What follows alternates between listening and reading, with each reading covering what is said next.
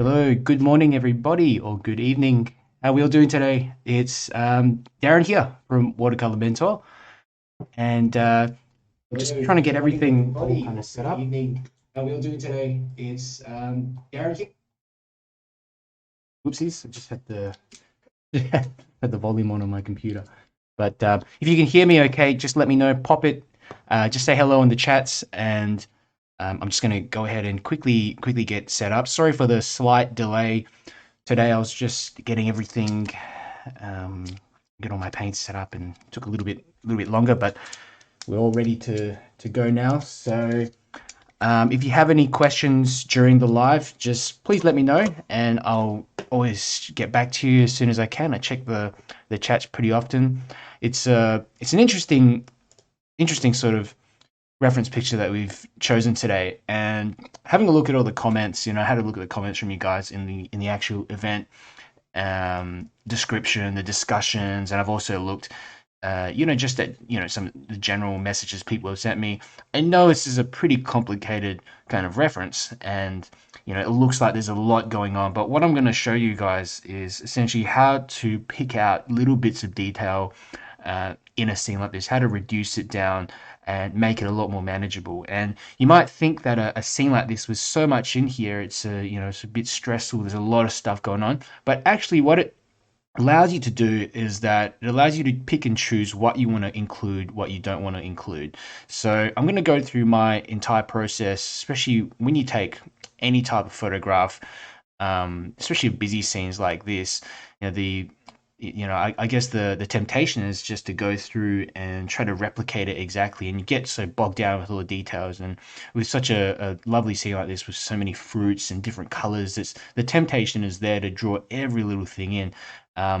But what we want to do is just capture a kind of glimpse, to capture an impression of what's going on, of the place, tell a story of the people that are working here, just of a busy kind of marketplace. So I'm going to have just a quick look at the chats, but what I want you to do is, try your best to follow along. And if you have any questions, like I said, during the workshop, and you're having troubles with the drawing, just let me know and I will get back to you. Fantastic message on YouTube. So there's John Keys. Hi, I can hear you fine. Fantastic. Beth and Lucy B Art. Hello from Texas. I can hear you. Fantastic. And John's from Texas too. Fantastic. And just checking the chats on Facebook. There's 𝗍𝗑𝗧. Morning, 𝗍𝗑𝗧, and welcome back. There's we've got a few new viewers as well. There's Siren Lush. Sorry if I pronounced your name incorrectly. We've got Alison Faskin, 𝗪𝗘𝗕𝗦𝗦𝗘. Hey Rupa, remember you from last time. Gregorio, welcome back, Gregorio. Got Lynn from Ontario, Canada. It's a lot of familiar names. Fantastic to have you all back. Wendy Verity and Jill Jones. Hi Jill Verity. Diana Crona. There's Regina Tune from Virginia, US. Angela from Canada. Hi Angela. And Sui Ong. Nice to see you again, Sui. Lori Piscura. We've got Tina, Sonal, Lindsay, Carol from Michigan, Rena Bill from India. Fantastic. So, and Catherine, of course, Catherine Woolcock from Sydney. I remember you from last time, Catherine. Thanks for joining again, and I really appreciate you all being here and spending your time this evening or this morning watching this with me and painting along. And I hope I'll do my best, I guess, to sort of share everything I know, my entire process, and get along. So I'm going to stop yapping. I'm kind of talking for a fair bit. What I'm going to do is we're going to start off with the drawing for this. It's fairly complicated, the reference picture, but actually when we go into it a little bit more, we'll see that we can actually simplify things down a fair bit. So I'm just going to move this. I don't need these paints just yet. Okay. And let me know how the video is going as well. Hopefully you guys can see okay. Sometimes what happens is the camera goes in and out of focus when we've got white paper, so it generally fixes up and looks better afterwards. Okay, so 3 pens here as usual for those of you who've attended before, but I'll go through really quickly again.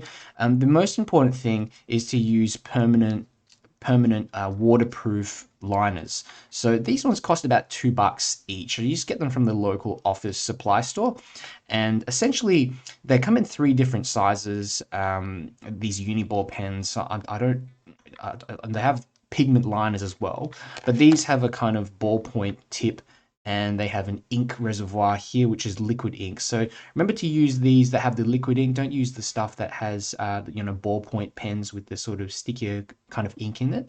The ink in this just flows a lot better. But the main thing is waterproof permanent ink. Super important, so that when we go over with the watercolors later, it's not going to interrupt and spread all the ink and detail everywhere. So 0.5, a 0.38, and a 0.7. Main ones I'm going to use is probably the 0.5 and the 0.8.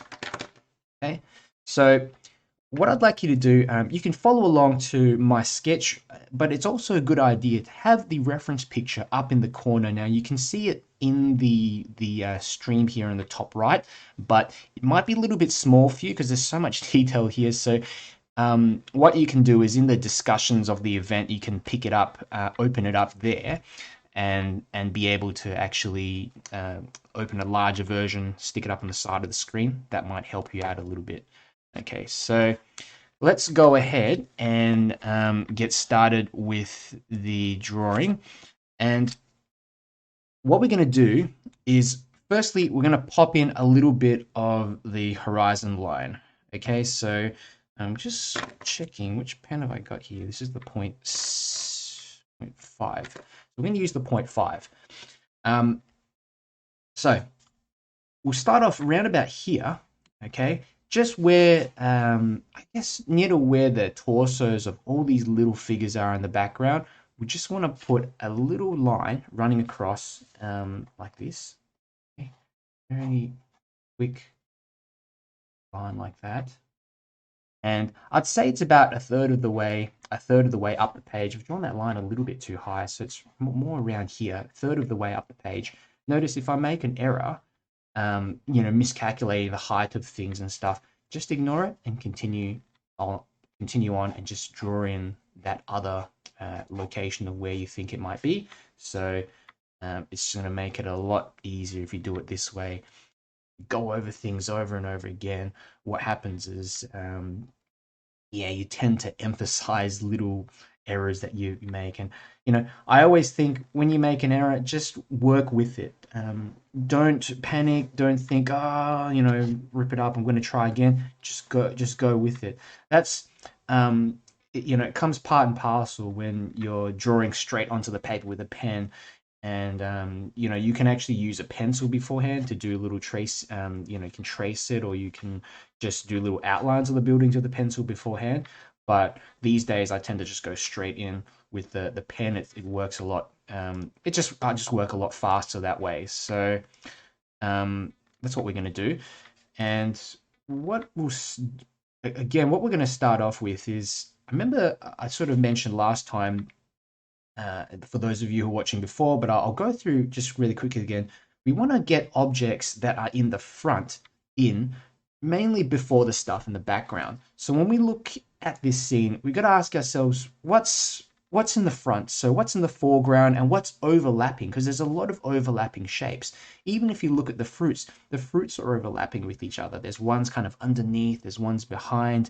But if we ignore just the fruits and we look at the main scene, we've got these boxes, essentially, these little boxes and trays of fruits which are up in the front.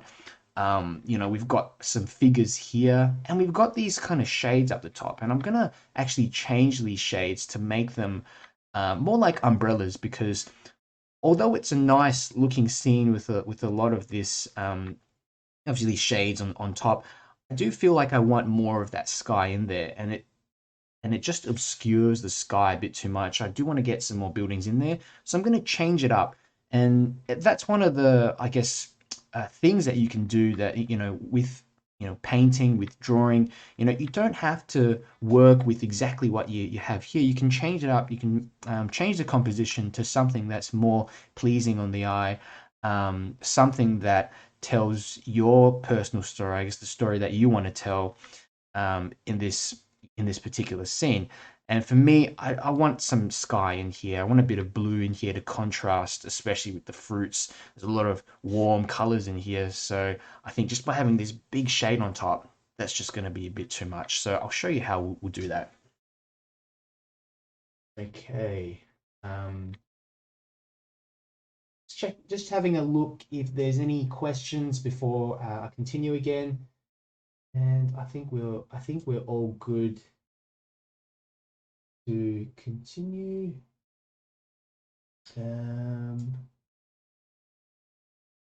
Fantastic. And let's go ahead and get started again. So again, we've got that line around third of the way down the page. And what we're gonna do is start essentially popping in some little perspective lines. So we're going to imagine that there's a point around about, say, here, okay, about less, a little bit left of halfway point of this line, and I'm just going to draw a little line, kind of emanating from that point, okay, very lightly, coming out from there, and we're going to just get that to come out to the front of the page here, okay. And I'm going to do the same here as well. Okay, just a little line coming out from that side. Okay, and this is just going to form the side of this this kind of store here with all these fruits, things like that. I'm probably going to add in a few other bits and pieces as well, but we just want to get the side of this kind of store. Okay, and move this down. And I'm extending it out a little bit as well. I'm going to put a little bit more in here. Okay, fantastic. And another thing, what we want to do is start popping in the figures. So we've got one fella that's just standing here in front of everything, and so we're going to go in and pop in the head first. Okay. Going in and out of focus. Wendy, just give me a second. I'm just going to play around with the camera a little bit. I think I might be able to fix it up. Just give me one moment. Sorry about that. Okay. Hopefully that should fix it now. Sometimes,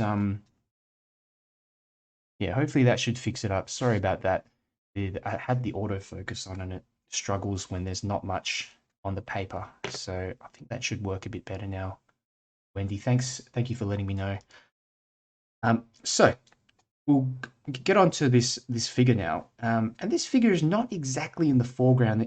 He's kind of in the midground. So I'm going to pop his head here, like this, kind of large sort of head, and he's got a cap on, which I want to pop on. So let's pop on a bit of the cap, just quickly, like that, and little nose there, maybe his eye like that. He's got ears sort of coming out this side like that, but mainly he's kind of leaning over and putting his arm, down into this area here, maybe just grabbing some fruit or something like that. So just a little indication there of his arm, and I'm going to bring a bit of this down here for his body. Sometimes what I do as well, if I want to create a really loose sort of look, don't even lift the pen from the paper. So I might go ahead and, for example, go in, let's draw in, for example, a leg here, and I'm continuing on like that, and a bit of detail like that, and then we can just pop on another leg here. So essentially, he's kind of just standing side on this and grabbing something, this fruit stand, or sort of having a bit of a look around or something like that. So that's a figure. That's one figure here. And we're gonna also get in this fella here, and he's got, you know, he's got some bit of Einstein looking hair, I thought. So we're gonna just pop in the head of the guy there, and we'll also get in a few other heads of figures and people. There's a few out the back here, so I like to pop in the heads just very quickly, and might have another, you know, another sort of larger one here as well, too. So we're going to go in and firstly get the larger figure. So we've got this fella here in the front, and maybe a bit of a collar or something like that. Let's get in a bit of this detail for his shirt, that, and bring this down further here, like that. And then we're gonna just pop in the legs here, there. And remember to get in that shoe sort of facing forwards a little bit like that. And then the other leg, which is kind of in the back. Okay. So something quick and don't really take too much time at all. Also got his arms, so I'm just going to pop in a little bit of detail here for his arms, and you know, his hands, you know, well there. And from here, we can start essentially popping on some of the people in the background, and a little outline for his hair. And we're going to go along and do this one here in the back here. There's a shoulder of a person. She's got like a red shirt on and a bit of hair here, which I'll just indicate like that. Getting an arm sort of coming across like that. With a leg. Oops, maybe a bit further down. This. There. Oops, more like that. And we're going to get in another figure here in the background. And what you want to do is you want to keep the heads around the same height. So, and why do you want to do this? The reason why is because if you want to create a flat sort of a flat looking scene perspective wise, um, which this scene is, we're looking at a flat level ground. What happens when you're looking at this scene straight on? The heads will all essentially line up. It's a little bit of difference because people are taller and shorter, but that's the general rule. As you move back, and even the figures get smaller, their heads are going to get smaller, but they're all going to remain on that same sort of plane here. So even if I've got a larger figure, his head might be a tiny bit taller. So, you know, here in the foreground, but, and I'll put one in just to sort of highlight that. And I think one here would be nice as well, because we've got all these figures here in the background. So let me just think where we put one, maybe here. So we're thinking of a larger kind of head of a person like that. And maybe we'll get in just a little bit of the shoulder here, that, there, coming down, and wearing, maybe he's got a little sketch of this one before, and I kind of accidentally created this figure with this tie, kind of blowing out the wind like this. So, you know, a bit of fun. Try this. That could be his tie. Yeah, maybe pulling across this way like that. Um, you know, collared shirt or something like that. Go. Facing sideways. So this center part of his shirt is going to be more to the right hand side. His nose, indication of a nose, and his eye here like that. I'm not really too fussed with all the details. A little bit of stripy stuff going on here with the tie. And we're going to get the legs in. So we'll pop one leg in. He's going to be walking sort of in this direction. So one leg here, not too long. That should be okay. There we go. One shoe like that. And then we're going to get the other leg just coming out like this here, and sort of facing this way as well. Okay, fantastic. His arm, just a little indication of a hand here or something like that. And some kind of, he's got a bag, pop in a bag here. And I'm going to shade this in a little bit like that. And it's a very shortcut sort of hatching method that I use. Which essentially you just draw lines in the same direction to indicate a little bit of darkness like that. So I guess, yeah, I drew this one in because I just wanted to illustrate again the heads, the heights of the heads are all going to be on that same level. Now, if you're going to be doing a scene where I guess we're going up a hill or a mountain, what you want to do is make the heads in the background further up, okay? So they're going to be higher than the ones here in the foreground. And similarly, if you're going down a slope, want to indicate a scene that's sloping downwards, you want to make all the figures in the back, their heads lower than the ones in the front. So always have a think about that and be conscious of where you place the heads, because when it's all done, it's going to make a lot more sense if we've got consistency in everything. It all depends on the scene that you want to portray. So I'm going to go ahead. I'm going to start popping in this little fella here. Another person here on the side. So just a little shirt or something like that there. And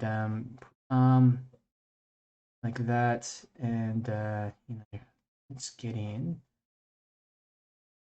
here, running across like that. This person here might have a bag as well, like this. And we'll get in legs. So one leg here, a leg here. And we can just kind of, even join them together like this is fine. So we don't have to always draw both the legs in, more of like a V shape like there will indicate the legs feet sort of coming together. Always like to have a few other smaller ones as well, but this will do for now in terms of all the figures. Now remember this scene where this area here where we've started essentially to draw in these fruit stands, things like that. So we're going to work a little bit on this and start by getting in a little bit of the some of the fruits and the boxes. So probably the most important sort of area to begin with in terms of structure. So what we're going to do, we're going to start maybe with the box here. So let's draw in a little side of it like that there. And we're going to go across.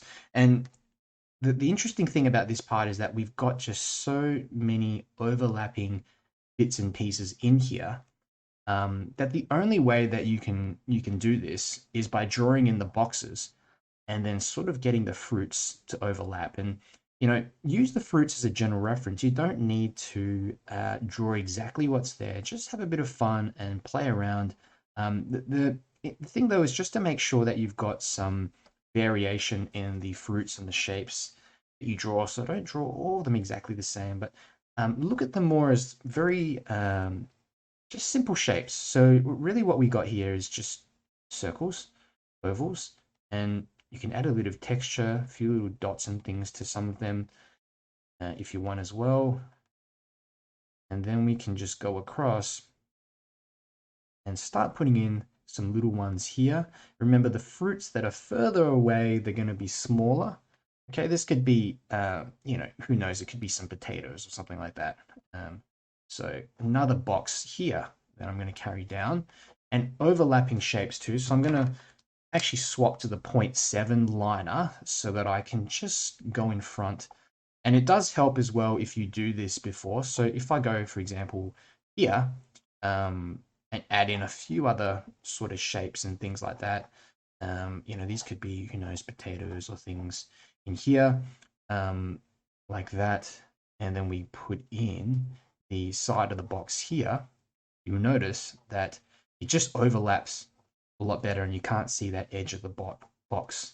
So it's just one of those things that you can sort of do. There's a couple of little boxes. Okay.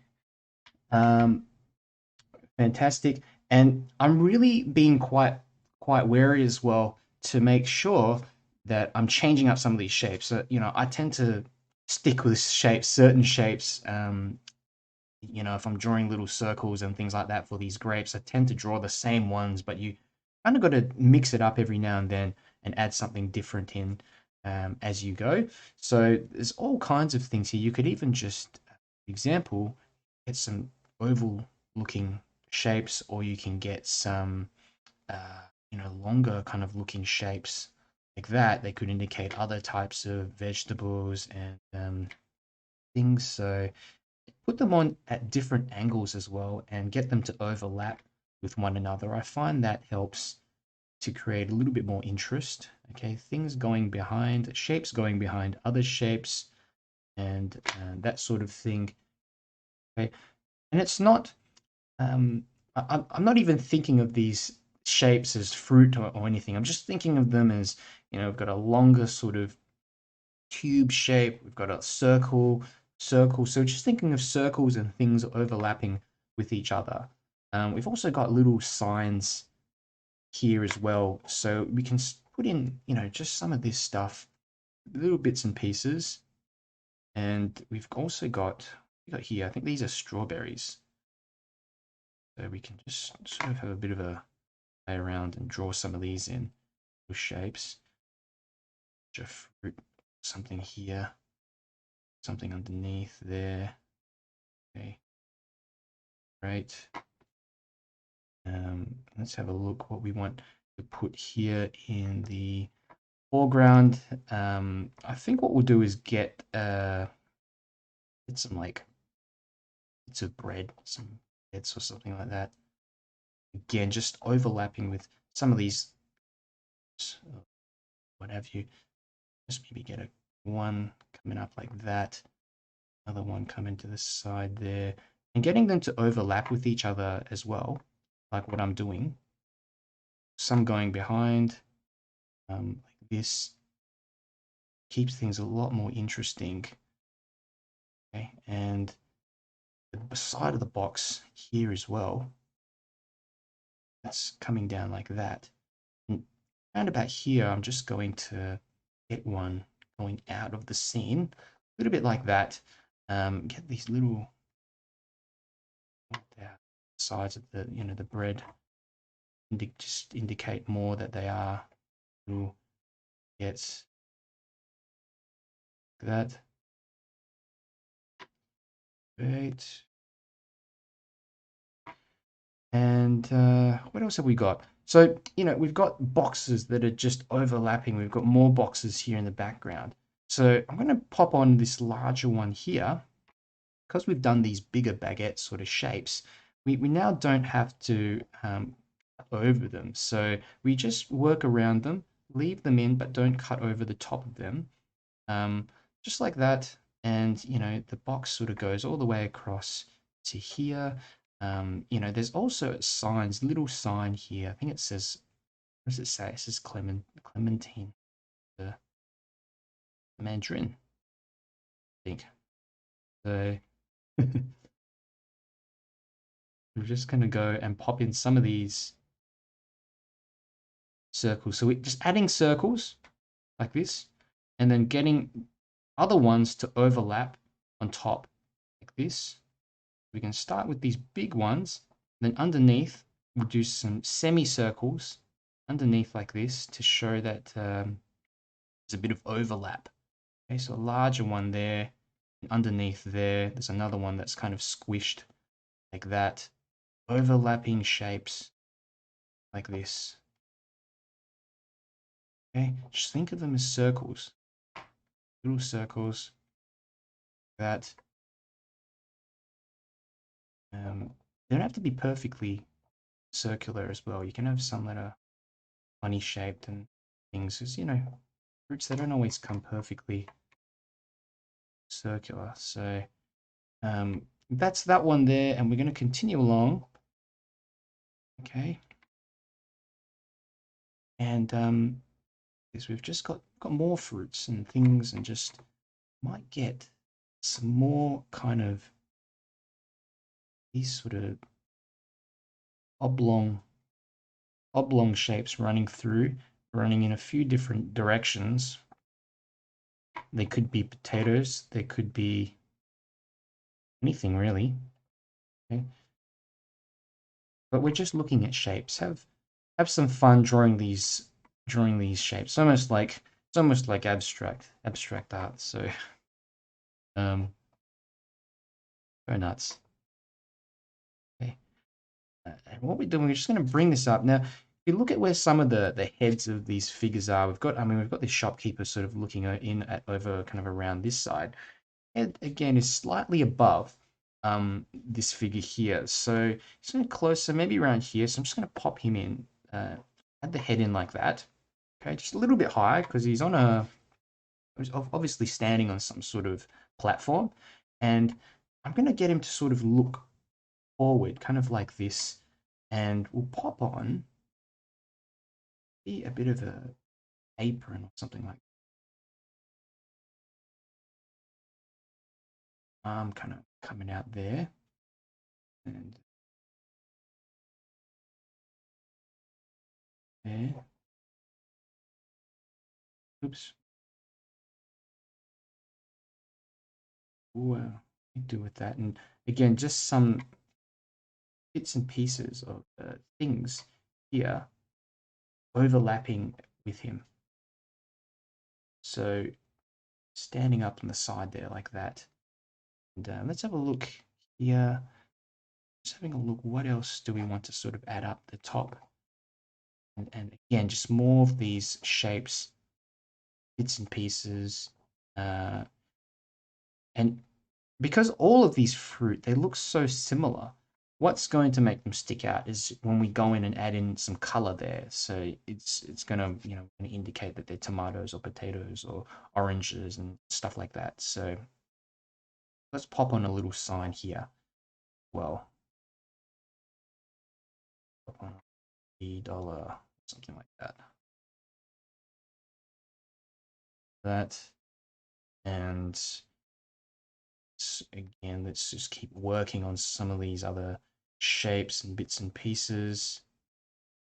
How's everyone going so far? Let me know how you're doing, and whether this is all making sense. If you're having if you have any questions, pop them into the chat. So I'm checking them every now and then, sort of having a look over. But sometimes I get quite involved, and but I do check them. So please let me know how you are doing. Let's get a bit of hair for this fella, like that. Bit of hair. And also what I'm going to do with these shades, I want to turn them into kind of umbrella-like shapes. I don't want them to sort of cut over the entire sky. So we'll get one in kind of around here. We have a look here. Bring a line down. I'll swap over to this 0.7. You've got a 0.7 nib or something a bit thicker. Swap over to that for this stuff in the foreground. It's just going to make more sense if we do that. So this umbrella is really way out, going up each, and extending out here like that. Almost just, you can't see the top of it. It's just a kind of, underneath the umbrella, you've got these little shade areas like that. So the more jagged and the more irregular you can make them, the better. And that's why I'm holding the pen at the back end of it, so we can just get in more looser sort of areas. Okay, and to indicate some darkness on the stem, we're just going to do a bit of hatching, which is just moving that pen in one direction like this, and we're coloring that stem in. Okay, that's going to make it come forwards a lot better.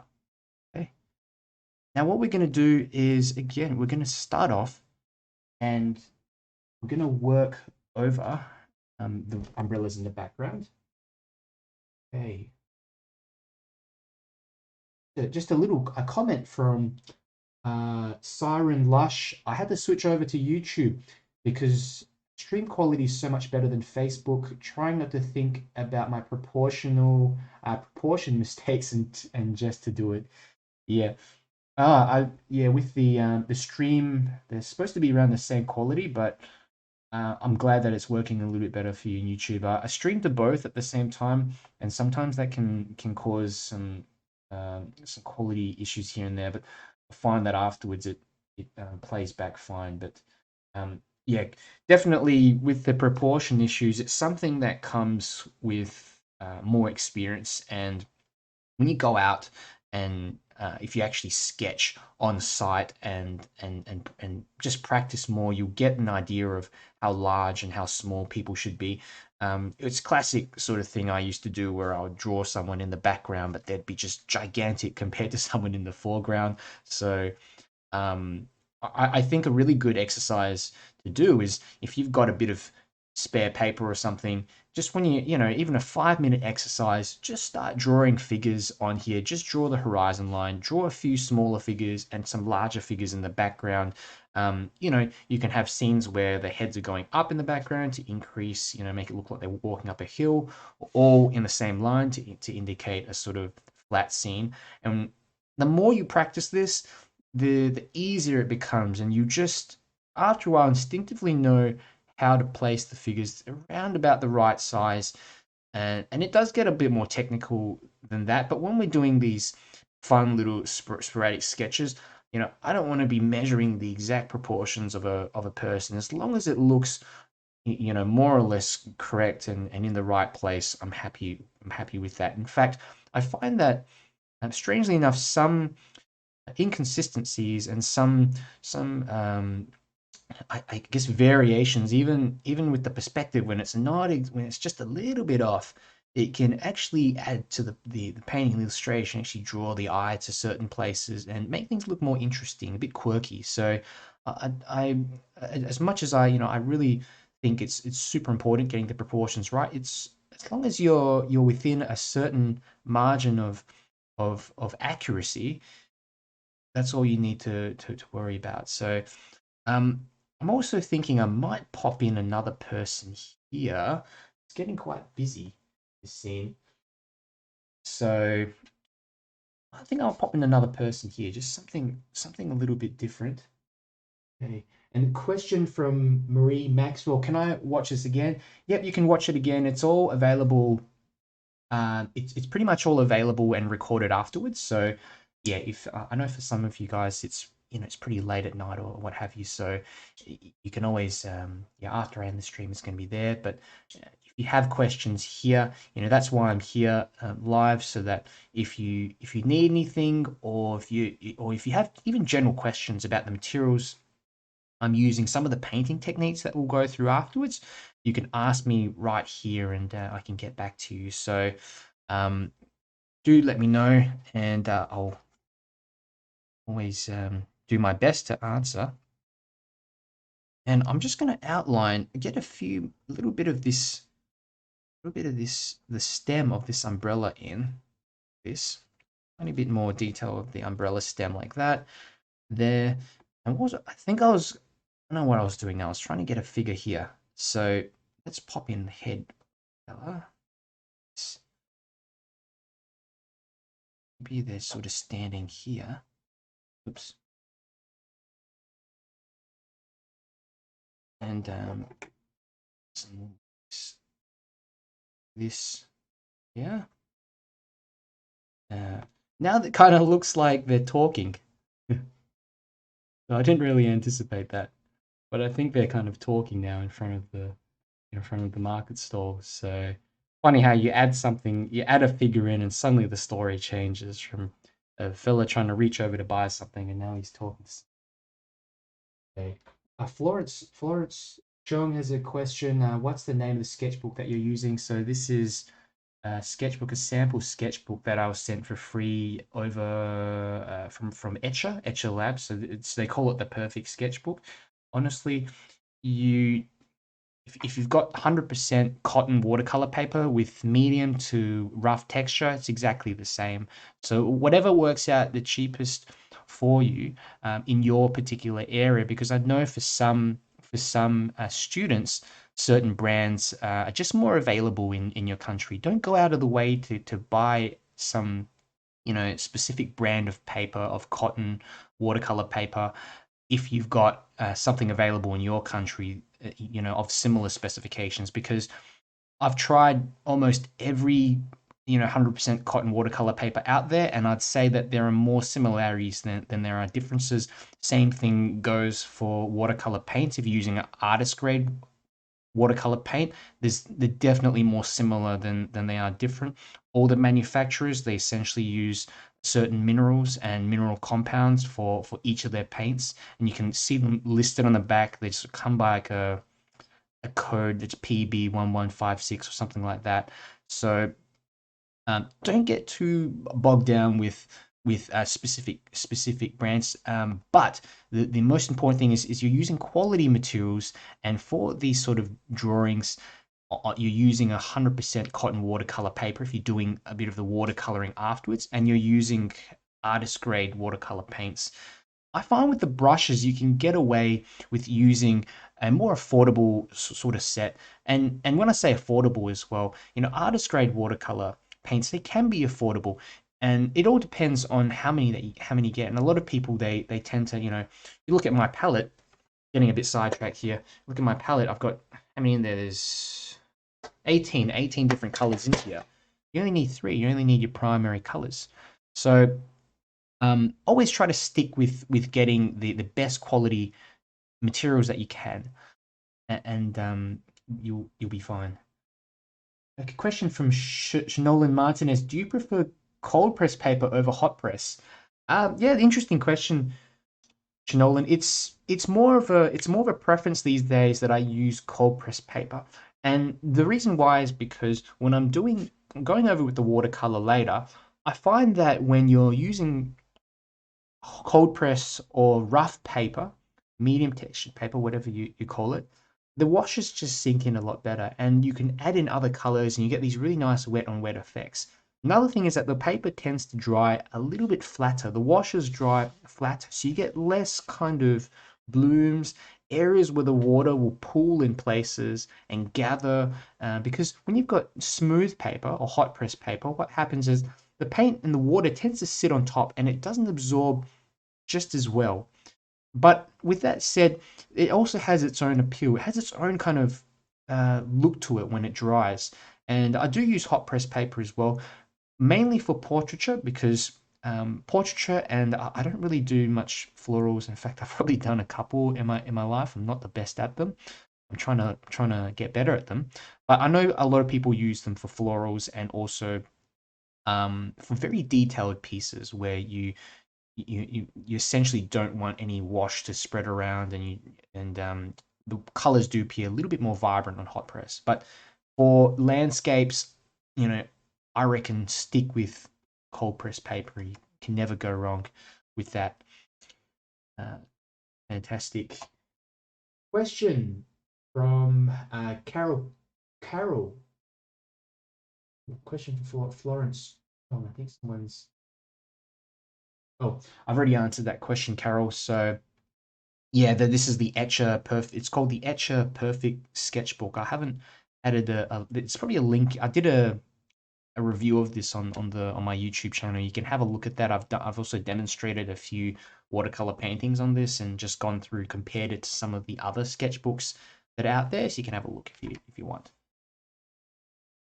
Love using sketchbooks. It just makes things a lot more spontaneous, and especially when you're doing a bit of drawing and painting outdoors, or if you're just at home and you essentially just want to an easy way to get started. You know, no taping down the paper and tearing bits of paper out, that kind of thing. Uh, Sketchbooks really help with the sort of minimizing that kind of setup. Often when people start painting, I find even with myself, one of the biggest things that get in the way from practicing your painting is just all the setup. You're thinking in your head already, oh, geez, I've got to, get all this stuff out. I got to tape the paper down. What paper am I going to use? All this kind of stuff. And if you've got a sketchbook, you can just pull that out and essentially just get started.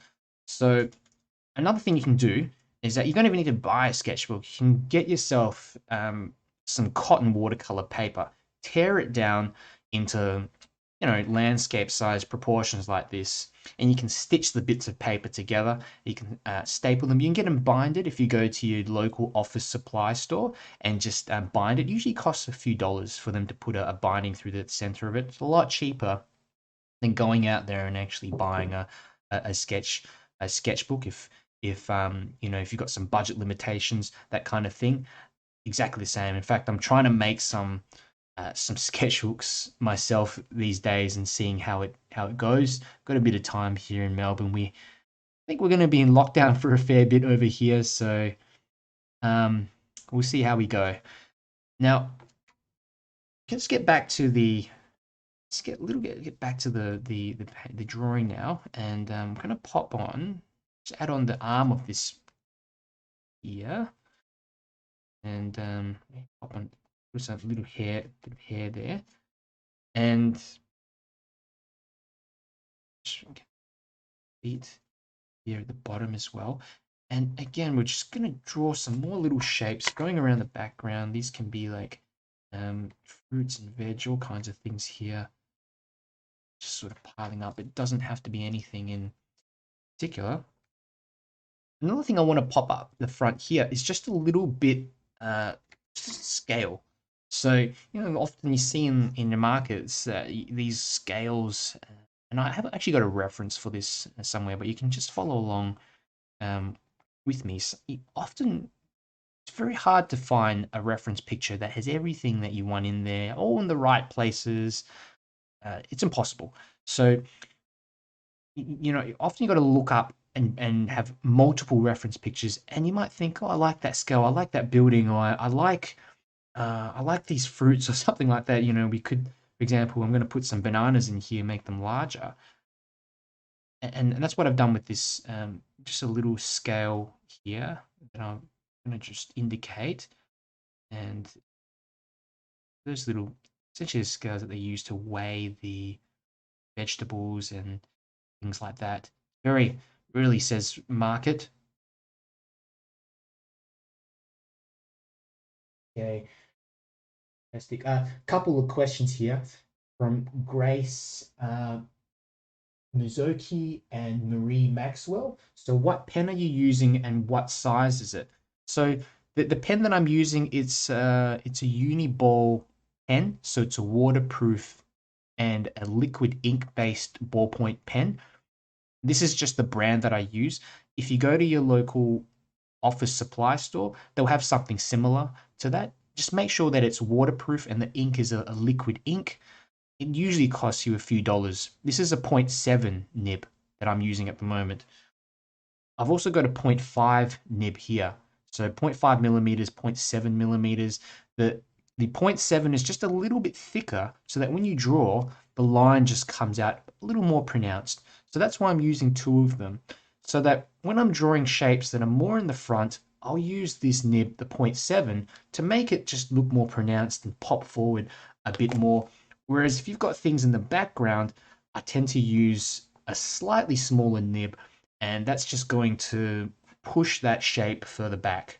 So I'm drawing a little figure here. I don't want to use a really thick nib because that's just going to make that figure stand out way too much.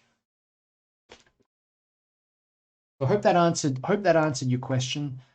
And I'm going to continue along again, and I'm going to try to finish this off rather quickly. Okay, maybe here this is going to be like a tray, and then we've got a section or something like that. Yeah, just a little, and obviously this is going to be connected somewhere. It's not just floating around. I'll connect it to this umbrella, or maybe the stem of this umbrella, something like that. We can get also another one, maybe get another one here, smaller one. further down like that. There. Okay. Make it up. There. There. Make that up the top there. You know, bits and pieces, things just hanging around. I'm also going to add in another figure here. So the head of this figure here in the foreground, it's going to be someone behind the market stall. And we're going to make this head bigger. So look at the size of this person's head. This person's sort of on the same level in the foreground. And I'm going to go ahead and add his head in here. Okay, and cut around the shapes too so that they're not all too... Okay, there we go. And shoulders. That. Yeah, I'll get an apron or something. That apron. Color that in. Like that. Done. Okay. Arms are going to be all the way behind. Not going to really try too much with that, but let's add on perhaps some hair. This person. Just a bit of hair. Yeah. And nose, eyes. Just a little bit of detail here for the chin. Like that. And then we've got a person here with the kind of apron on. You know those greengrocer apron things? I thought that would be nice. Add that in. Okay. And just surrounded fruit. Buried in a pile of fruit.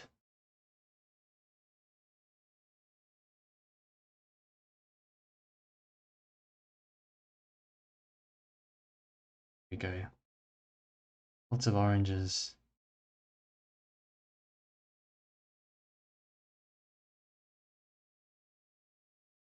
Now, we're gonna start getting in a few of these other umbrellas as well. Let's get another one in, kind of coming in around about here. And it's just the stem. Start off with the stem, moving downwards like that. And I'm gonna get the actual umbrella to come out around about here. I don't want it, again, to interrupt too much with all that stuff here in the background. This is why I'll now swap to a slightly smaller nib. Okay. This umbrella is going to come out a little bit more. This. Yeah. Connect on. It joins on in the back. That's why we're doing this one at the front first. So then we're doing these shapes in the back. It will overlap and it will look like it's behind this one. So get on a few of these, whatever you call them, these little under parts of the umbrella. This. Here we go. Something like that. Okay. Great. Color in some of the back sections here as well. In between these little bits of shade that hang off the side of the umbrella. In between, this is what I'm doing, just coloring in a little bit. This umbrella does actually end around about here. So let's go in and pop that on. There we go. Off that. Something like that. Okay. Again, with the stem, lines in the same direction. Like that. And if you ever want me to explain a little bit more about the exact techniques and things that I'm using, please let me know in the chat. I know someone commented last time, gave me a bit of constructive feedback that I tend to say pop a lot, and now that someone said that, I'm always so conscious of saying pop. I don't know, it's just something a bit of vocabulary that I tend to use. I don't know why. So if I'm not explaining things clear enough for you, please let me know. So then I can go through it. I always welcome, and I really appreciate when if you can let me know what works, what doesn't work for you, so then I can improve for the next time, and I can explain a little bit better, because um, I know you guys are spending a lot of time here learning, and I want to make this worthwhile for you. So always just reach out if you're not sure. So last umbrella, I might do another one later, but this one here. The more jagged that you make the umbrella as well, the better, because we've got these really large shapes, and also we've got really tight sort of detailed shapes here in the front, very nicely formed edges. So having contrast in your drawing, contrast in your painting in general, really helps to add character. So that's why I'm purposely just making this a little bit more jagged. Also, it can indicate a sense of movement in the umbrellas. If we've got some wind blowing through, this guy's hair flying over to that side, we want to indicate a little bit of windiness, a bit of funny weather conditions, just a normal gust of wind. So there we go, just adding that triangle shape. That's all it is. It's just a triangle shape for the umbrella. Then at the bottom, little rectangles with little spaces in between the rectangles. That's all I'm thinking when I'm drawing. Often, when you look at a reference photo, your mind doesn't look at them and interpret them as shapes. You sort of look at them, and you're thinking it's an orange, it's an umbrella, and it takes a little bit of time to get used to looking at things and seeing them just as shapes. That's a rectangle, that's a box on its side. um, that's an oblong styled shape, that's an oval, that's a sphere. You know, everything in the world is just made up of little geometric shapes, and they may not be the exact um, prototypical sphere or something like that, but at the end of the day, it's going to look kind of similar. So if we look at these, there are bananas and things that are hanging from the umbrellas, and actually, I wish that I'd gotten some in a bit before, because before I'd done this umbrella here. But we'll add a few. Done it again. Pop, pop, pop. So we'll do it again. I'll just add the some of these bananas here, and if we look at the shape, kind of like almost look like sausages. So just there, they have that little sort of end at the top. They're just kind of almost like little boats. The, those sort of tips on there, that, and they overlap with each other. That, okay. You coming in front like that, and then I'm gonna get some more over here. Yeah, yeah. Maybe one going in a funny direction off like that. This variation in the shapes, so important. Variation, and going full bananas here, adding them in everywhere. Adding them in everywhere, because we've got so many of these circular shapes everywhere. I got to balance these out. It's they may not even be bananas. That even looks like a gourd or something like that. Doesn't matter. And these other ones, and just nowadays I tend to just accept whatever I put down on the paper. Just leave it. I let it do its. I just accept it rather than go back and sort of try to fix it up. Um, Aiming for an overall consistent composition, I think that complements each other. Shapes complementing each other. I think that's more important for my style of work rather than individual details. It also, for me, I find that I can spend too much time on details and it stresses me out. So it's the way that I deal with it. So more of these circles. There's all these circles. things like that here. Shapes which are interacting with each other in different shapes. Circle, we've got circular shapes, and then we've got these longer ones, and that I guess the change in the shapes and the contrast. I'm always a big really interested in contrasts, and in painting, the oppositional sort of shapes and colors, you know, tends to make things look more interesting. Okay. Okay, there we go. We've got a lot of things over here. Let's put on another person here, just to maybe overlooking that. I don't want to go to shirt guy behind, maybe longer hair, like that. More shapes. That I'm just going to sketch a little quicker now, because I'm picking up a lot of time, guys. Time is it? It's 11:34. So I hope what I've done here in terms of sketching the fruits, uh, bits and pieces, things like that, I hope that's been helpful for you. And the techniques you can use here, you can just repeat and get in as much as you want for all these little trays of of fruit and stuff like that. So really up to you how much detail you feel you want to pop in here, what works for you, what you're happy with. I don't know what this could be. Smaller fruits like dates or something like that, maybe in this sort of region there. Little signs, numbers and stuff on there that you see.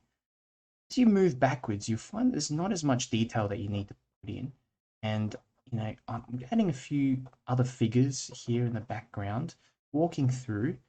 We might have another figure here as well, like walking through like that. Again, you're going to go, and there's a store here on the left. About here. Get it down where the ground is, sort of about there, moving in like that. And there's little umbrella stems that just go up sort of further like that.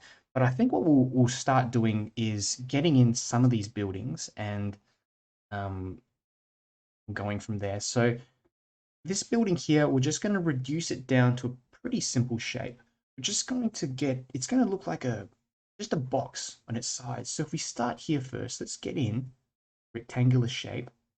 Okay. Remember to leave enough sky here as well. I'm going to get in a bit of so side of that building, just coming down like this. And of course, overlapping over the top, we're going to have little umbrella-like shapes, these shades and things. It doesn't have to be much in this section, just a little bit of detail like that. Okay. More so these stems that go up, I think they indicate more detail. Get rid of that sign, just it's in the way. Go. Umbrellas, what they are. Could be a purse here. There's all kinds of bits and pieces here in the market. Someone standing here behind behind the stall there. Maybe another person over here. So the great thing is when you move back into the distance, you can reduce the details down a fair bit. It's mainly stuff that you've got here in the foreground that you need to pay a bit more attention to. Something like that's going to be fine. So let's pop on the roof for this one, and we'll go and add on a bit of darkness here to the rooftop. Yeah, a bit here. And it goes all the way up to the top like that. And down. And then we're going to get in the side of the building like this. All the way down. Yeah. Like that. sort of dark sections on top of the roof. And we'll start putting in a few little windows. So let's add in a rectangle here, rectangle like that, in a frame, and these shutters, the window shutters. Okay, for this one tip I can give you with the drawing, be deliberate with what you're doing. You know, every line that you put in there has to be there for a purpose. Don't add too much if you don't need to. If you're looking for sort of looser sort of style like this, and something that you can do very quickly on the road, pop in that line, be deliberate, be confident with what you've put in there. And when I say confident, I mean just accept the line that you've added in there. Don't try to go back and be like, oh, this, fix this up. I've got to change this here and there. Try to go along with it, because when you're actually doing this in person, you have you're under time constraints, especially if you're drawing people. People are constantly moving around and doing their own thing, and you have to be quick.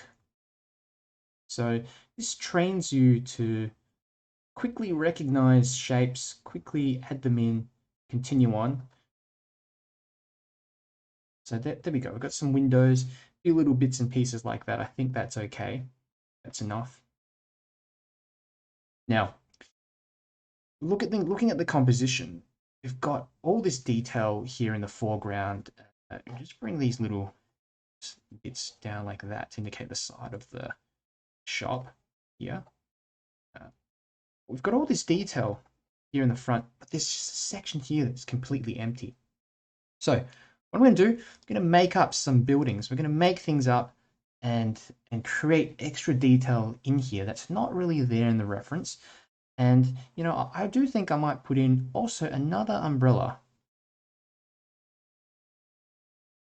here, just a smaller one like this, because I want to create this effect of these umbrellas getting smaller and smaller into the distance. And that will, I hope, will draw the viewer in. So firstly, maybe looking in this section, coming over here, and then coming through the scene. So smaller shapes here in the background. And, let's very quickly, and like I said, stuff in the background we don't want to spend all day on. Something like that. Edges of it defined. Stem of the umbrella. Like that. Fantastic. And we're going to try to add some buildings and some trees. Now, I might get in a tree shape, something like this. A tree shape, maybe coming in like that. And then in front, I'm going to get in a building. It's just coming down. Building on its side. That. I'm going all the way down edge of this building here. Let's have a look. What else could we put in here? Maybe another one here, that, and we'll get in a rooftop. That's sort of this rooftop section, and maybe a smaller one. Maybe one just coming up behind this umbrella, like that. And this now joins the composition together, so we don't have this space in the middle with just nothing there. So little windows, let's just pop on a few little windows. This, and also do these later with the watercolors. Okay, chimneys as well. That will help to create the impression of these buildings a bit better. We have chimneys and things running in the back. Of course, we've got this building here, so I'm gonna just draw some little windows. Okay. few little marks on the paper, just like that. Okay, fantastic. Here we go, just some windows on the side of the building there as well. Okay. And I'd say we're almost finished now with the actual drawing. So how's everyone going? Are you keeping up? Is it making sense? And do you need any more help before we sort of move on? If so, pop it into the chats and I'll answer your questions. Questions about watercolors or any pen drawing and stuff like that. I'm happy to sort of answer. But really, at this stage, we're pretty much finished with the drawing. So that's basically it. Fantastic. So I'll keep an eye out in the chats, but if there's no questions, I'm going to continue. I'm going to power on straight through and get the painting in. Hopefully, I can keep this a little bit shorter in terms of the painting. I tend to spend a lot of time on the drawing. So what you want to do is just have your watercolors pretty much ready here on the side. I'm going to keep it right next to the page. But I'm just going to move it so that you can see what I'm doing. Like that. Okay. And what we're going to do is we're going to pick up a larger brush. So I've got a number 10 round brush here. Also got, all types of other brushes. I've got these flat brushes, 3/4 inch flat brush, number 8 flat brush, number 10 round brush. I've even got one of these brushes here, which is a number 2 mop brush. It doesn't really matter all that much when you're painting on a smaller sheet of paper. Like this is about an A4 sheet of paper. But you want to use a brush that allows you to get in a nice consistent wash, but also allows you to get in little details. So that's why I'm going to be using this number 10 brush.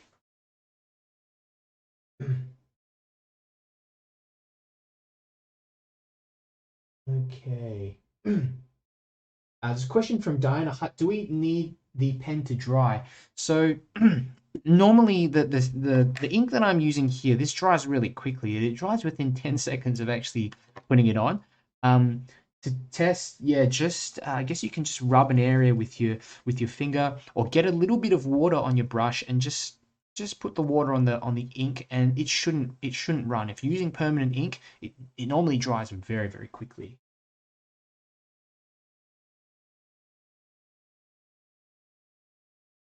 And just a comment from 𝗢𝗙𝗦𝗦𝗘𝗦, beautiful man, beautiful man. Hey, I'm 𝗢𝗙𝗦 from India. Nice to meet you, 𝗢𝗙𝗦, and thank you so much for the compliment and the love. So, another question, Florence Cheong, do you spend more time on drawing than painting? I definitely do. I'd say at least half or a little bit more is spent when you're doing line and wash on the actual drawing. In my sort of case, because I find you can get away with stuffing up the painting, but if you haven't got a convincing drawing in here, going through the painting afterwards, it's just a little bit harder to change things up, because the pen is, it's obviously the darkest color here, and it's really it really pops out whether you put your watercolors on, which are basically transparent, so all the pen work's going to show through. So I always make sure that I put in a little bit more time on the drawing. And another thing you can do as well afterwards, if you've done the painting and you feel the drawing just doesn't cut it in your eyes, you can still go through with your pen and change things up and add in a little bit more detail. I've even got a liner. Where is it? I think I've got it here on the side. It's a liner that's white couple here. they're the equivalent of these black liners, but they're just come in white. So a lot of this area is going to be maybe a bit darker because I'm doing some shadows and things for the umbrellas. So sometimes we can accidentally get rid of some of these highlights. So some of these white pens work as well. Hope that answers your question, Florence. Okay, let's go ahead and get straight into the painting. And I hope you can see okay with my colors, but I'm gonna call out the colors anyway that I'm using. Okay, bit of lemon yellow, and I'm gonna be just starting off nowhere in particular, but basically we want to address a lot of the shapes in the front first. So anything that you see in the front, I tend to start with that, and also anything that has a warmer color. So if we look at the entire reference photo, there's a permeating sort of warmth running through everything. There's fruits, umbrellas, the buildings even in the background. There's that permeating warmth in there, and it's a lighter tone. So super important that we get all that stuff in before we get in all the darker blues and the darker shadows and stuff. So we're just using light colors. It's a bit of yellow, and this is the fun bit really. We're just adding in a little light wash, okay, and yellow. That's all I'm doing for the bananas here. Bit more here for the ones in the foreground. And we've got, don't know what these are. I think these are oranges or something like that. So we can just pick up a bit of orange, mix up a bit of that, and just color them in. Okay. Get in there nicely like that. I'm gonna leave the shirt of that person in that white sort of color. Just work around. Look at that. Just a little bit of color like that. Just all we're doing is we're adding color. It's a light wash of color. No detail at all. No need to get in any shadows or anything like that. What we're doing here is that we're trying to differentiate these fruit. So the oranges here, this, I don't know what we got here. These may be, I can pick up a bit of purple or something. They could be those, I don't know, those purple, can't really mix up any. Let's try a bit of, those purple potatoes or something like that. A little bit of that color in there. Great. Just quickly going through the comments. Florence, thank you, Florence. And also from Siren Lush, I have to leave, but wow, I learned so much just from the sketching process. I usually do portraits, and this is totally different for me and so much fun. Thank you for sharing your time and knowledge. Thanks so much, Siren, and hopefully I said your name correctly. If not, please let me know the correct pronunciation. And I'm really, it makes me happy that you got something out of this of this session. So really hope to see you next time, and let me know. Please post what you've got as well. I want to see what you've come up with.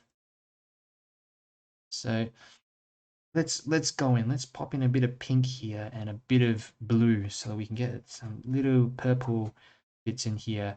The umbrellas, I'm going to use a tiny bit of Naples yellow, creamy kind of yellow. Okay, just go over the top. Now, Naples yellow, I've talked about this before. Naples yellow is not any kind of special yellow. It's a creamy kind of yellow that you can mix together if you've got lemon yellow, pretty much any other yellow, even permanent yellow. Just mix it together with a tiny bit of white gouache. Go out and buy all these colors. I ended up buying this palette that I'm using here. Believe it or not, I've had this since 2014, and because I've got a few different sets, it still lasted me through this entire time. The color that I tend to use up most is blues, because I add a lot of shadows, and shadows tend to have a, you've got to make them pretty dark. So I think that's the reason why a lot of my blues, they just, I go through them like crazy. So it's kind of this nice creamy yellow color, and some of that here as well on the left hand side. What we're doing, just looking at colors, any colors, light colors, especially yellows, reds, orange, even greens. Pop, and we're just adding that in. So the bit of this yellow ochre just has a bit more strength than the yellow, the Naples yellow. And it's a question from Nora Cross. Do you ever clean your mixing trays? It looks like you don't. Is there a reason one should or one should not? I clean mine when doing different paintings, but feel like I'm wasting my paint. um, yeah, I always get comments about my horrible mixing trays. They're just, I mean, they're terrible. I never really cleaned them because often what I do is like I use a lot of when you mix all your primaries and pretty much the remainder of all your paints and they all mix together here on the wells, you end up getting these really interesting looking grays. And what happens is when you're painting with grays for shadows and things like that, they can look a lot more interesting if they're composed of all these different colors here, rather than just using, some people when they paint shadows they use uh, just like a black, or maybe they use two colors like ultramarine and a bit of burnt umber and mixed together, and those give really nice darks. But if you're using some of the grays here in the palette for the shadow colors, and supplementing it with a bit of blue, with a bit of red, you can get some warmer grays, some blue grays. So that's why I leave it on here, because I actually use some of these colors later for the shadows to make them look more interesting. The advantage of cleaning your palette is reasons that this is why I'm not kind of mixing things on here and I'm just going straight into it, because I know if I start mixing things around here, if I've got some blue, it only takes a little bit of blue to change this yellow into a green, and I don't want green buildings.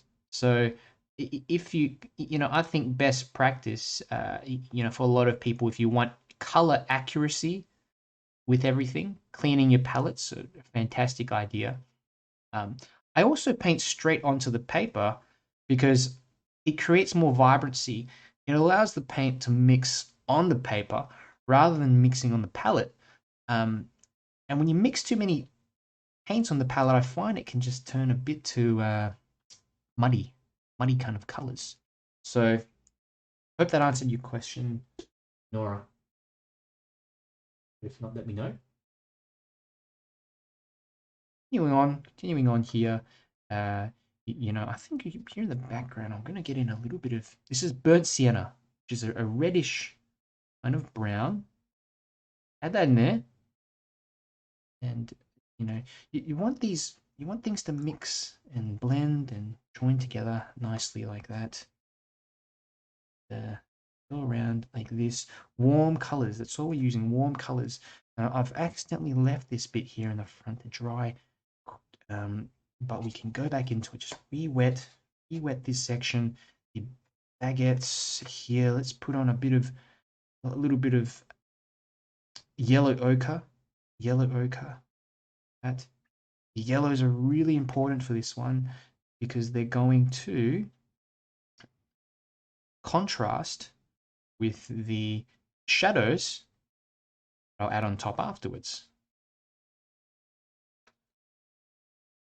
You'll see once we add in all the shadows, things will start making more sense, looking a bit more three-dimensional. Okay? But remember, leave out some of these whites and bits and pieces. I'm not even really thinking about what colors I'm using in here, other than I know that they're warm colors, and I'm trying to change it around a bit, and add in a little bit of purple as well. So if you got some oranges or a bit of yellow, just add in a tiny bit of blue. Sorry, a tiny bit of red and blue mixed together. But really keep that light. This can be some tomatoes. This is definitely red. picked up some red here. Too much, but spread that around a little bit. And what we want to do is now bring this all the way down. I'm just going to add some, this is yellow ochre. Okay, just bring this down, get the bit of color onto this figure as well. Whoops, made a mistake. So this is blue. We don't want blue in there. I'm going to lift that out and color that out. A bit of that yellow ochre, and just bring this wash down into the ground. And I'll add in a few different yellows, a bit of lemon yellow here as well. Okay, cut in between the legs of all these figures, and just really more water. We're talking about 3/4 water, 1/4 paint mixture for this larger wash.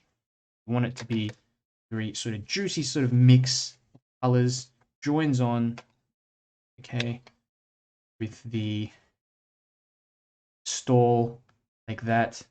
It kind of permeates through the entire painting. If it's too bright, pick up a bit of yellow ochre, drop that in, or if you've got a little bit of brown or a little gray, you can drop that in as well.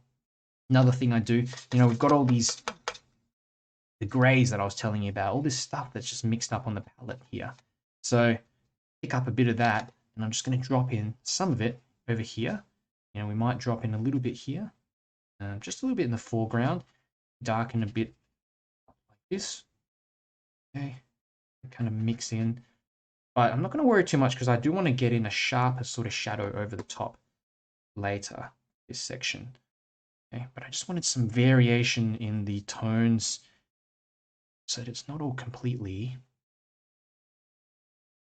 kind of yellow, orangey, whatever. Okay. Here in the background, we've got this tree. So just pick up a bit of sap green. If you can mix up your own green, sap green is just one that I use for trees, large tree shapes. That tends to just be very vibrant, nice sort of color that I love to use. Okay, and now what we will be doing is adding in the sky. So actually, before I do that, let me just get in a few bits of color and things here for the roots and stuff down this side. Just a little bit of color, a little bit more, maybe some burnt sienna in there as well. But I keep forgetting when I've some areas that I haven't covered up. This, okay. So for the sky wash, I'm going to be using mainly cerulean blue. I've got a little bit of area here. Don't have paint in. I'm going to be using this. Drop that into the sky. We want a very light wash. That's almost a little too dark. So 1/4 water. So 1/4 paint, 3/4 water. Okay. And the buildings and the umbrellas by now should have kind of dried off enough so that you can cut around bits and pieces like that. But if it mixes into the buildings, just leave it. It actually looks better. I wish I got into it a bit earlier so that I could, so that there was more mixing in the umbrellas and things like that. But holding the paintbrush at the end, and I'm just coloring in this whole sky area, just being a bit more careful around the green, but some of this would mix in like this. Some of it mix into the sky, that's okay. We'll make do. Just get in that cerulean blue all through the back. Keep it light. Like I said, the mixture is 1/4 paint, 3/4 water. Notice some of it's mixing into the buildings. That's okay. You can actually dry off the paper before you do this step if you want a sharper sort of edge. Okay. Comment from 𝗪𝗏𝗏, Darren. I just wanted to say thank you for your time and talent to help us understand line wash and your techniques. Thanks so much, 𝗪𝗏𝗏, for your comment, and I'm glad. Always happy to see you here every weekend, keeping me company as well. I love the. It really helps motivate me. I think when you guys are here and you are learning from it. I've got a fair bit of time um, on weekends that I like to dedicate to sort of painting and sharing what I know. So it makes me happy that you're getting something out of it. So thank you. Continue just with this section. Okay. Now you might notice this area is just there's too many. You might think there's too much blue or something like that. What we can do is add in a little bit of brown. Okay. This is just a tiny bit of English red in here. And I've also got some burnt sienna, okay, so that we can change up the color that it's not just blue in here. And these bananas unfortunately have not dried off, but I'll cut around them and I'll hope they will be dried off by the time we do the shadows afterwards. But there's a little bit of mixing, bits and pieces of paint sort of mixing together in here. And you might be worried and you might be thinking, geez, it's just a bit much. But actually, it's going to make things more interesting. Rather than just having it completely blue all the way through, these could be some buildings or just some darker areas there in the background. So do the same thing even for some of these areas here with blue. But I do want to keep this sky, nice sort of blue color in the sky permeating through over on that side. So I probably won't touch that. I get a bit enthusiastic at times and then mess it up. And using also these kind of brown colors, these earth colors, they tend to have a granulating, depending on the manufacturer, they have a granulating sort of effect. And they add texture. So if you notice we'll see later when it dries, but sometimes it dries in these weird sort of clumpy sort of parts, but it actually looks better. Having things too flat can actually cause issues. So we're done. We're pretty much done with that first wash. Other thing I'm going to do while I'm here, I'm going to put in some colors for the figures. Let's get in a bit of. Let's have a look. I'm going to swap to a smaller brush, number 6 round brush, and let's get in a bit of red, maybe for one of these figures here in the back. And get a bit of blue, cerulean blue, maybe for this figure here in the front. And remember, we want to keep things light as well. So just, light wash of blue over the top of that figure. Another wash over the top of this one. This one may be kind of like a warmer color. That just a light color over the top.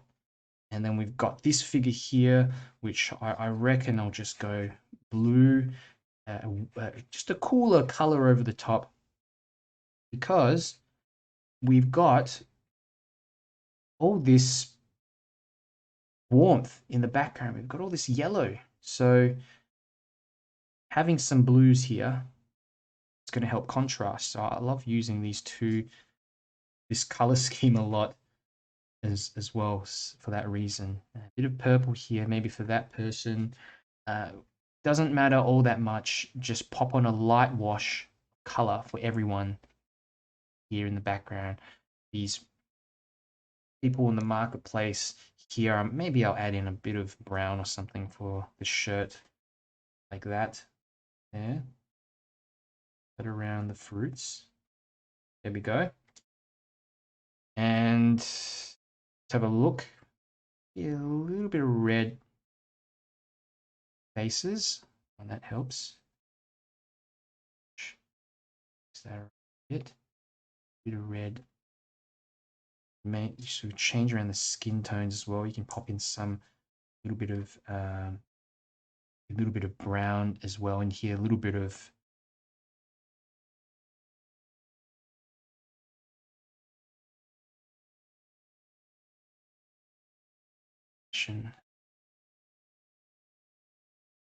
okay. Some of these ones here in the foreground. That's a bit of there, yeah. Great. Okay. So I'm happy with how this looks. We're going to go ahead and essentially start popping in all the shadows, bits and pieces, and go ahead and finish this one off. So give me one moment. I'm going to dry it off and get back to you. But if you have any questions, pop it into the chat, and I'll check the chats once I finish drying this off.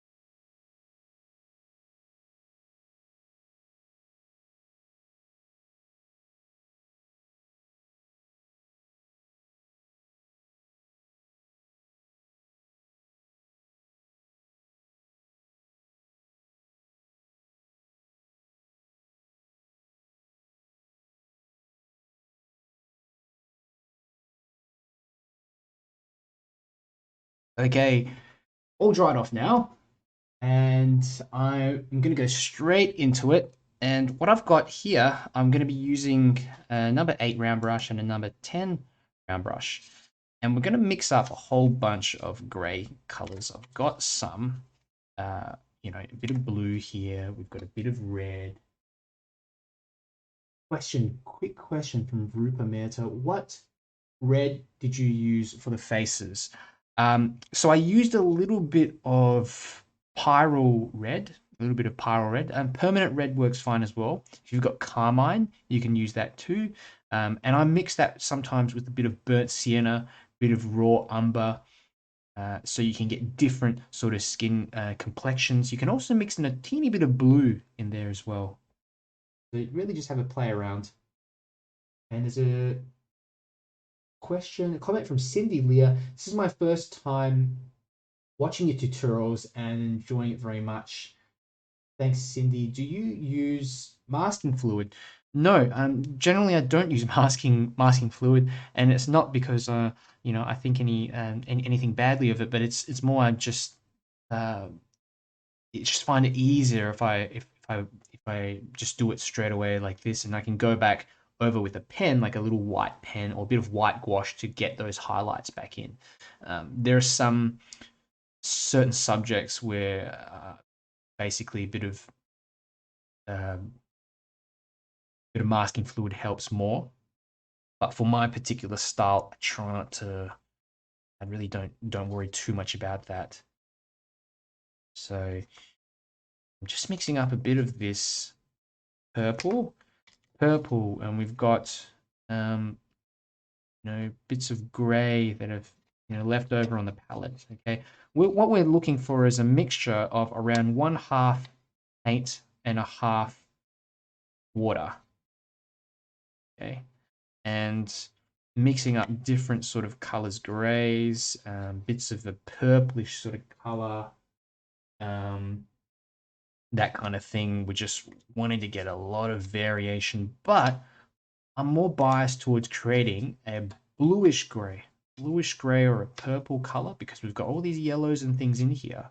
So I think having a bit of a blue bias is gonna be nicer on top.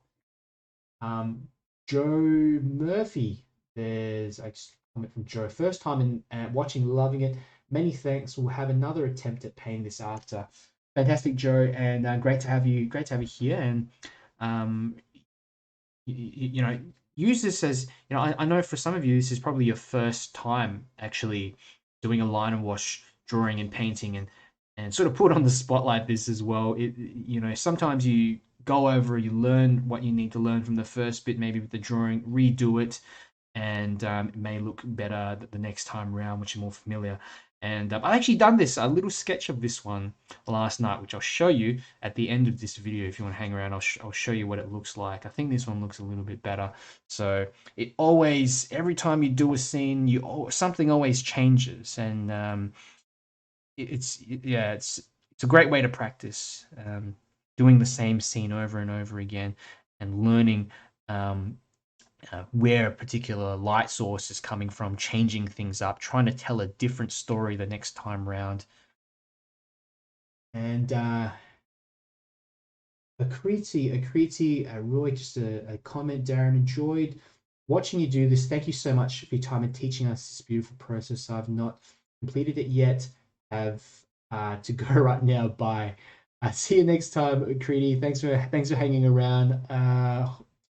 Know if I don't know if some of you is getting a bit late, so let's get straight into it. So I am going to pop on shadows. Well, firstly, we're going to darken up some of these buildings. So here, that building there in the background, we're having a light source. Imagine a light source coming from the left side of the scene. So we want some darkness here in that building. I'm going to just add that color in like that and cut around the umbrellas and things there. That moving downwards, cutting around this figure as well. Okay, this is going to form a nice little edge with this edge of that building here, so looking like this light coming through. And then I'm going to go and do this building here as well. Bit of darkness on that right hand side of the building. And also I'm thinking there's probably going to be a little bit of darkness behind here as well, because of these umbrellas that are casting some shadow, maybe underneath this section like that. And another reason is I just want to join this darkness, a little bit of that darkness, carry that along so that it sort of forms goes all across the scene up into the buildings and the umbrellas and things on the right. Okay, let's try to mix up. I want to mix up a bit more purplish color. Drop in some of that here. That. Okay. There. Bit of darkness maybe around here as well, on that side. There. That. And let's have a look. I reckon I'll get in a little shadow coming across this building here in the background like this. And again, for this one here, little shadow cutting across the building, across the side like that, leaving the rooftops pretty light. Texture maybe on top later that we can try to get in. Okay, underneath the umbrellas as well, I do want to just indicate extra areas of darkness. So that I'm just adding in that darkness straight in like that. It's underneath there. A little bit of darkness underneath them. Join that with the stems of the umbrella. Here's a few of those stems. I'm using the same mix of, I don't even know what color it is. It's just a grayish blue color. Whatever you've got mixed up here in that palette, just work with what you've got. Try different combinations. So that one's going to come down there. Darkness is going to contrast a lot with these. Well, so darkness underneath that umbrella there. Fantastic. Now what we're going to do, we're going to start putting in a bit of darkness for the figures. So I'm trying to just get in stop to the smaller brush, and I'm just going to pop on, add a little bit of this darker paint to the right-hand side of these figures, indicating shadow and light hitting the left-hand side of them as well. So let's go. This person's got an apron or something on, which I will darken up extra darkness here. That's fantastic. The same for this apron that this fella here is wearing. That's great. And let's continue on. A bit more of this dark sort of paint running to that right-hand side of these figures. Remember to leave in some of that lovely lighter sort of wash. Do find though with these figures in the foreground, having them completely dark does draw them out a bit better. Okay. And what we want to do is start adding in some little shadows. So drawing the feet up, this. And we'll make those shadows fairly dark. More paint into the body as well. This is going to come across. That's leg for this figure. Across there. That. And you want these fairly dark so that the shadows contrast with the yellows.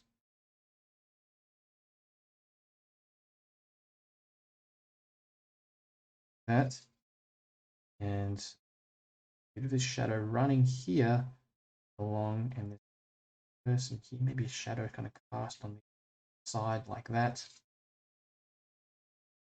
Okay. This way you've got a combination of these lovely kind of lighter blue colors and things, and some of these darker bits here as well. Let's go into this person here. Bit of darkness, legs, this. Bit of highlight here on the left side of the shoulder just to indicate some light. Just noticed a comment from Anna 𝗪𝗚𝗓𝗓𝗓𝗓𝗓𝗓. Very nice picture and great painting tutorial. Thank you so much. And thanks so much, Anna, for coming along. Appreciate you being here. And another comment from Annabelle Cobalt. So glad I found you. And I'm glad you're watching too, Annabelle. So yeah, if you guys have any friends or anyone that's interested in learning watercolor or part of any groups, feel free to share it. I would appreciate that. So then sort of get to more people. And you know, I've got a little community on Facebook as well, watercolor beginners, and it's a place where I just share a lot of free material and pretty much my entire process. So like, thank you so much for coming along. Now, just so you get back to this one here, I'm going to pop on a little bit of darkness on the feet like that. And I'm just going to drag this shadow forwards like that. Pretty dark. This anchor that figure to the ground. I've forgotten this one as well. There's a darkness on that figure. Okay. This here. Fantastic. I think that looks quite all right now, for the time being, in terms of like overall shadows and stuff. Got some of this crazy hair coming over to this side like that, just an indication. Lift off a bit. I'll go back in there and darken it up a little bit later. Another thing I want to do, I think I want a larger shadow coming in the foreground area and covering some of these fruits and stuff like that. So I'm going to swap over to this round brush, number 10 round brush, and I'm going to mix some of this red, a little bit of that red into the to my mix. Okay. And we're going to just see, let's see if this works. Just come across like this. Maybe I'll enlarge this section there. And we're gonna go and drop that in. Yeah, comment from Adam. Big Daz. Hey Adam. Good to have you. One of my friends. I've known for a long time. We met at the gym when we were 16 back in Perth. I grew up in Perth, moved to Melbourne. Now he's here too. So this section here, I'm trying to get in really bit of dry brush. So I don't want a complete sort of I guess darkness in this region. But what you can do is that you can leave little tiny bits of color sticking out, uh, on the vegetables and stuff like that. And if there's not enough detail, you can actually not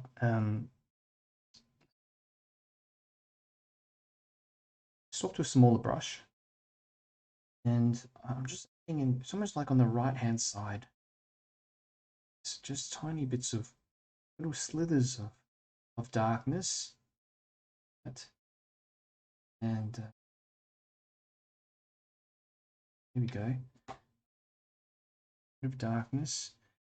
So we're just following, trying to get an indication of some shadow off in the background. Just cutting through everything.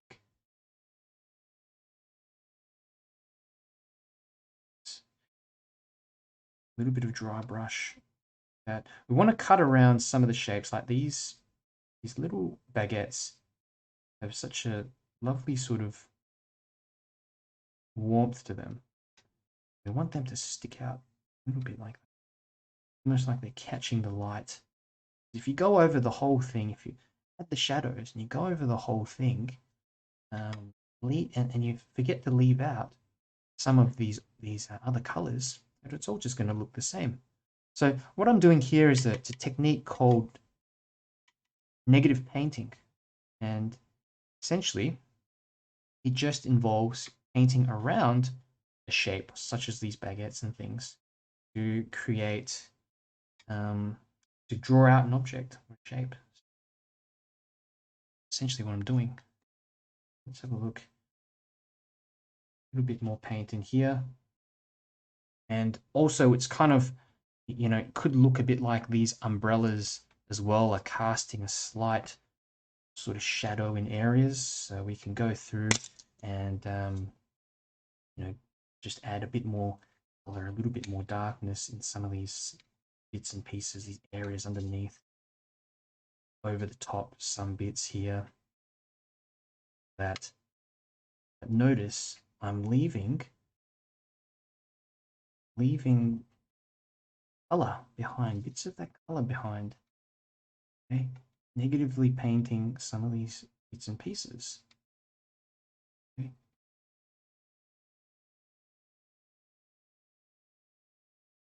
Darkness is going to draw out also some color and light areas like that. I don't want to go too far because on this side we've got light sort of areas. The sun is in direct contact with the fruit and so I'm adding a bit of shadow in some spots, but sparingly. I work with these darks quite sparingly, and got finished with it. Shapes and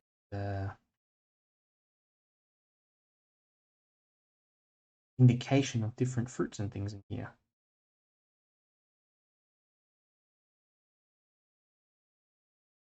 Hope you're doing all right at the moment. This is almost finished, so what I'll do after this is actually kind of like what I did with the other one. I'll go through and add in some extra darks and areas to just draw out a few little details, here and there. But essentially, it's just adding on like the finishing touches really to some areas. For example, you might want to darken off a bit of the window, add some little bit of shadow here for the windows, and maybe that right hand side of the shutter like that, or some bits in here, just some bits up here that you think maybe they're not dark enough, or the windows on the side of the building you can darken up a little as well. You might even think the umbrellas just look a bit too, a little bit too light, so we can dry brush a little of this water in here mixed with a bit of the blue. That just to give it a bit of texture, a feeling of movement in there. That fantastic. Little perspective lines on the ground, so emanating from a central point here. Little line running across the ground there. We've got a line running kind of around here and up. Yeah. Oops. This line coming here, there, another line coming through this figure here in the foreground like that. Okay. It look a bit more three-dimensional. I'll leave this person's hair there, and with the smaller figures, they can get a bit tricky. I normally don't use smaller brushes like this. Again, you can do the same thing, apply a bit of shadow on that right side of the face, coming down like that. Bit of shadow one as well here, just a little bit of darkness like that. Just tie cord on there. It's just going and emphasizing these shadows yet again. The more that you sort of layer things, the additional more details you can put in. There's only so much detail that you can put in with one wash. I'll let it dry, go back into it later if you want to add in some more details. Okay. I'm doing here just a little bit of dry brush and touching it kind of on the side of this stall here, bit of that bit of color through. We'll also add in a few little birds here in the sky. Finish it off. Impressions, little V's and things, wings in different stages, almost flat like that in some of them. Okay. But even go and add in some shadows for the trees. Bit of a tree here. Just drop in a bit of shade behind the tree. Okay, and I think I'll call this one finished, and I'll go back into it later and add in more shadows, finishing touches. It's essentially the same process that I'm doing here, but just on a smaller scale, and that's pretty time consuming. But really, for most parts, for a little painting like this is finished. So I hope that you enjoyed this little session. And if you have any last minute questions, please let me know in the chats. I hope that you enjoyed it and you sort of got some value out of the tips that I mentioned in terms of how to reduce a landscape into very simple components like this and change around the composition so that it fits your vision or what you want to imply better. Because like I said, these really big sort of shapes, shades just going all across, and I think I wanted some sky in there. So always think, how could you change something up? Just because it's in the reference picture doesn't mean that you need to sort of to put it in there. So thank you so much to everyone, and for coming along. Really appreciate you being here. And I'm trying to do these every weekend and maybe sort of experimenting around with the timing as well, because I know some people are sleeping around this time. So I might do some around evening time in Melbourne as well if I get around to it. Um, I find these days it can be a little bit funny. We're in lockdown here in Melbourne, and motivation wise, I'm probably not at the probably not at my best at at the moment. But I can say it really helps having some of you guys having you guys here watching and getting something out of it. That really is super rewarding for me, and I've managed even to have a few supporters on Patreon, which I really appreciate. Um, wasn't expected even, but I'm glad that some of you are getting a lot of value out of it. So um, if you have any questions, please let me know. I'm gonna check the chats and see what we got. We've got a few chats here. Signer 454, thanks so much. This was awesome. Thank you, Signer. John, please love it. My first time at the line wash. Looking forward to your next one. Thanks. Appreciate it, John. And line wash, it's a great way to learn how to draw and learn how to paint in watercolors as well. So it's sort of like a two-in-one, and it improves your skills in so many ways and forces you to learn how to draw, especially if you're drawing straight with the pen on, because I think your mind knows that it's pretty much permanent. Once you pop that pen on there, there's not much you can do, and so you're kind of a little bit more careful rather than going into doing the pencil sketch. But there's a time and place for those pre-pencil sketches and then doing the pen on top as well. If you want more clarity, more detail and accuracy, using the pencil before can achieve that. So DM Gordon, thank you. This was so fun. Appreciate you being here, Gordon. Nora Cross, thank you. Learned a lot. Cindy Leah, thank you. Annabelle Cobalt, when will you do this again? So I'm planning to do these every weekend around this same time. So yeah, just have a look at the.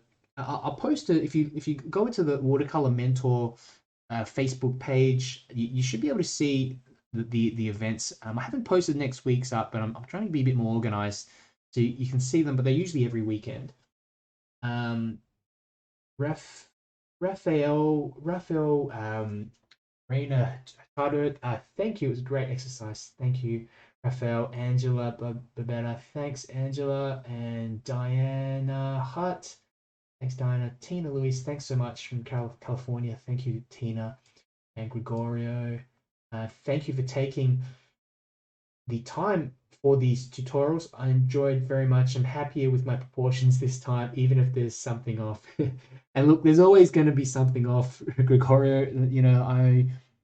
I definitely haven't drawn anything where I felt that it's 100% I'm happy with it at times. Except time, as artists, I think we can be our own worst critics. But often what the best thing to do is once you finish a painting, or sometimes you'll be halfway through a painting and you'll think, geez, it doesn't really look like much, you're not feeling into it, put it away and start it again tomorrow. Or even if you finished it, put it away, have a look at it in the absence of the reference, and often you'll be surprised when you go back to it, because the reference just says so many details, and your mind is just comparing them to each other, and it's not an equal comparison. The artwork is its own form. Essentially, it's separate from the reference, so always kind of remember that. Alison Faskin, thanks, Darren, that was great, from Melbourne also. Hey, Alison, I hope you're doing all right in Melbourne and in lockdown. I hope this sort of took your mind off things a little bit. Yeah, if it doesn't last too long. Jill Jones, see you next Friday. Thanks, Jill, I'll catch you then. And Angela, I'm getting braver at putting in shadows. Yeah, and I think, I think with the shadows, it's when you've got all these light colors and you're just going in with it. That's you put it in, it always looks too dark, especially when the paint's sort of shiny on the page. But once it dries, especially when you wait a few hours for it to dry, it mellows out and the paint lightens a little bit, and it just comes together and flattens out. So I find having the combination of those lights and those darks with the shadows, they really complement each other and make a convenient sort of a convincing scene. Nick Lim, amazing work, Darren. Thanks for the tutorial. Thanks, Nick. Thanks for watching. Sui Chin Ong, thank you, Darren, for another great challenging painting. Thanks, Sui. And I keep saying this, but I do want to make some simpler exercises as well. Maybe just painting like one house with a figure, or like a hot dog stand, or something like that. That may be a little bit less intensive, because I know these are going for quite some time, and it's a great exercise for you guys to try. Challenge yourselves, especially with so many overlapping shapes and things like that. Because if you can put together, if you can draw and you can paint a scene like this, then anything else, anything smaller from like a still life or something, you're going to be completely fine with. So it's always, I find putting yourself outside of your comfort zone a little bit. I mean, if you go too far, obviously it can be difficult. But putting yourself out of your comfort zone, that's the only way that you can improve and grow. And that's, I guess that's why I also choose some of these reference photos, because I look at them and I'm thinking, oh, geez, how am I gonna? I hope I can pull this off. I hope I can pull this off when I paint it live. One of my biggest fears is that I end up painting it and then it looks completely terrible. So, um, but with I guess the general process that I use with the drawing, putting in the light colors first, then the dark colors after, you really can't go wrong. Wendy, very thanks. Very challenging though. Thought I'd cheat and trace, but at the last minute I changed to drawing freehand. Looking forward to the next one. Fantastic, Wendy, and it's good to see you challenging yourself with the drawing. And I find people who trace, I don't think there should be any stigma or anything around it. At the end of the day, it's up to you. There's no right and wrong how you do things. But if you're trying to get better with your drawing, your freehand drawing, especially if you're liking urban sketching, going outside, drawing and painting what you see, drawing freehand is really the only way that you can develop those skills to pull it off, with more accuracy and what am I trying to say? Just basically like putting together something sporadically. These techniques and everything is going to help you. So great to see you give it a try. Florence Chunk, thanks so much for the wonderful tour. Thank you, Florence. Marie Maxwell, do you have a video on brushstrokes, people, rocks, etc.? I don't think so. I don't think so. Like I've got lots of tutorials on YouTube and also here on like Facebook page you can check. And I go through how to paint people and rocks in the process of a particular painting, but I don't have a video that talks just on that. But it's something I'll note it down. It's something that I'll definitely look into next time. So just write that down. People and rocks. It could be like a quick one. I could do like a little session, after, a Wednesday or something like that as well. Bev Adams, love this. Thank you. Thanks so much, Bev. Regina Tune, our sketch group has survived the past year with Zoom paint-alongs. I enjoy these a lot. Thank you so much. I'm getting so much more comfortable with these complicated scenes. That's great. And I was afraid that I'd scare a few people off with choosing some of these overly, I guess, ambitious reference pictures. I don't know why I'm kind of drawn to them, but again, I think that I've managed to improve my drawings and my paintings considerably over the last 6 years from just picking reference pictures that are out of my comfort zone. Because we tend, I think, as to pick things that are comfortable, that are familiar to us to paint, because we know the results are going to be predictable. We know what's going to happen, but you can only really get better at things. I think by sort of, yeah, like I can sort of harping on about this again, but trying new things, trying new references, more complicated references, things that you haven't tried before, and understanding the first time you try something new, it's always going to turn out a bit funny. It's never going to look like what you expect, but that's really the first step and the most difficult step to improving. And I think it's all just a mental game. You're kind of avoiding it at times because you think, oh, I don't know, can I do it? Is it going to look good? This and that. But I don't know anyone who's done something the first time and pulled it off, to a degree that they're satisfied with. I certainly haven't. So um, it's a learning process, and just enjoy it. Gregorio Rinaldi, I actually did follow along with you with the pencil. Hopefully soon we'll be able to switch to drawing with the pen uh, right away. So yeah, look, whatever works, and whatever feels comfortable for you, as long as you're creating something, I'm happy with. So you can trace, you can draw with a pen, you can draw with a pencil, but if you're creating something and you're practicing, you've just think of that as you've made it at the end of the day. So try different methods. Try, the way I do things, it's not set in stone as the correct way. There's so many different methodologies and things, processes that different artists use. This is just the way that I sort of put together a drawing and a painting. Always immerse yourself and look at different artists. Don't just watch my stuff. Go around on YouTube. Go around to other artists, even like fine art people that have been painting for 20, 30, 50 years or whatever, and see what they do and see how you can learn from them and adapt that to something of your own. Lindsay Berger, thanks. Love doing these. Building a body of work now, something to show after lockdown. Sense of accomplishment. Thanks. Fantastic, Lindsay. And I think that's why I do it as well. We've got all this time at home, and I might as well use it to create something. Um, so that's a really great attitude, Lindsay. Yves, another great lesson. Thanks, and I appreciate you being here, Yves. Great to have you here again. And I'll hope to see some of your work posted up too. Marie Maxwell, thanks from New Zealand. Thank you, Marie. Glenda, Glenda Bossenquet. Sorry, that's a difficult one. Hope I got that right. Thank you. I learned so much. Appreciate you being here, Glenda. Judy, thank you, Judy. Sora Cha, thanks so much. It's a great time for me. Fantastic. Have you here? Jill Jones, what size paper are you using? So the paper I'm using is an A4. It's an A4 paper. So it's, I don't know what that is in terms of inches. You can pop that into Google or something like that to convert it over. I think it might be 11 by 14 inches or something like that.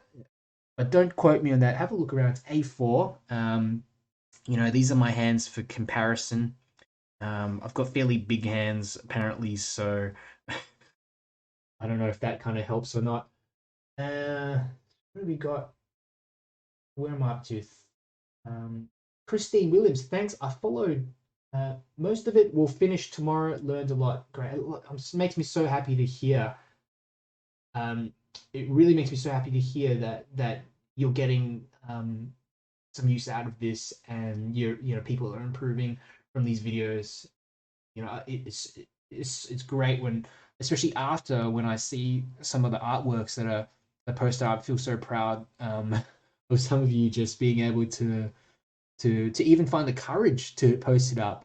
I've known a few viewers that have just haven't painted before or haven't really posted something and just found the courage to follow along and paint, and really congratulate you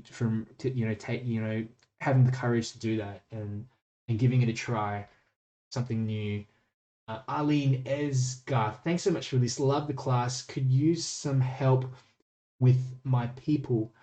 Yeah, and I think with people as well, it's a difficult.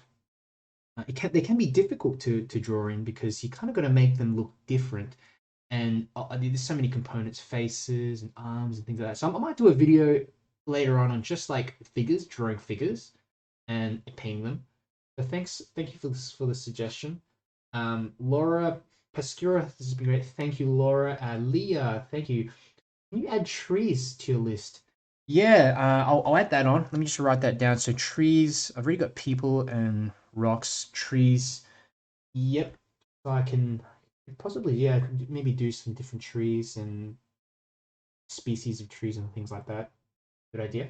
Rupa, Meta, thank you. Really enjoyed it. Although I had some problem with the shadows, learned a lot nonetheless. Yeah, and Rupa, it's all just repetition, and I think with the shadows, trying to get that, it's just a big. Just think of it as a large dark shape, just large dark shapes that interconnect on the right hand side of all these other shapes here. So you get better as time goes on. Gregorio, now thank you for the great feedback. Appreciate it. And getting a great value from the process. Laurie, fantastic. And, everything I cover here is essentially because I make courses as well, which I pop online. Everything I cover here is pretty much what I talk about in all my courses. But this is all, I like doing this anyway. So look, what else have we got? We've got a Dan Roden. Denise from Pennsylvania, my first time with you, learned how to be looser. Thank you, fantastic. And I find like, you know, having a looser sort of style at times, and I can't say this for everyone, but I find that it de-stresses me a bit because I don't put as much pressure on myself to get a shape looking exactly right. You think of these bananas, some of them don't even look like bananas, they look like little pumpkins or something. Um, but from a distance, and if you sort of, use a bit of your imagination, they're definitely bananas. But yeah, I'm not going around trying to fiddle around to change it, get the exact proportions in. It's more sporadic sort of thing, and it has its own beauty to it. A4 is letter format, so Gregorio, it's 8.5 by 11 inches. Thanks for that, Gregorio. That's very helpful. Don't know, I wasn't sure about the conversions exactly. What have we got? We've got Jill. Thank you. Annabelle, Cobalt, boats and harbors. Boats and harbors. Yeah. So there's a few um, videos that I've done on boats, so you can go check it out on. I think it's live number 6 that I did on YouTube, and you also can find it on Facebook. So it will go through some of that if you want. Yolanda Wong, thank you. I like your work and also the canopy in the reference as well. Fantastic. Thanks, Yolanda, and I hope to see what you end up coming up with. And Beth, and a new viewer, thanks so much. First time here. Appreciate you all being here. I think we're pretty much through the comments. So one thing I'd love to ask for you guys is that if you enjoyed this video, please share it around. Please share it around, like the video, and share it around with anyone that you think would enjoy it as well.